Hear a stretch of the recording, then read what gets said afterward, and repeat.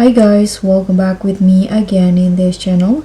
On today's tutorial, I'm going to show you how you can fix missing apps from Start menu in Windows 11. Are your apps missing from the Start menu in Windows 11?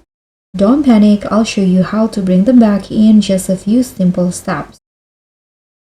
So the first method, you can try restarting the Windows Explorer. So just go to the Task Manager and in here find Windows Explorer and right click on it and tap on Restart. Next method, you can re-register Start menu apps by clicking right click on the Start menu, go to the Terminal Admin, tap on Yes, and then just paste this command, this one, and after that you can just hit on Enter. And next one, you can check the Start folder and app settings. So you can open Settings, Apps, Install Apps, and in here you can just find your apps by clicking on the search bar and just type in the keyword.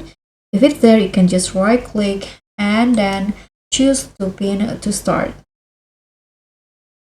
And if none of that works, you can try creating a new user profile because sometimes corrupt profiles cause these Start menu issues. And there you go, your Start menu should now be back to normal. If this fixed it, tap like, subscribe, and click on the thanks. I'll see you all on the next one. Bye!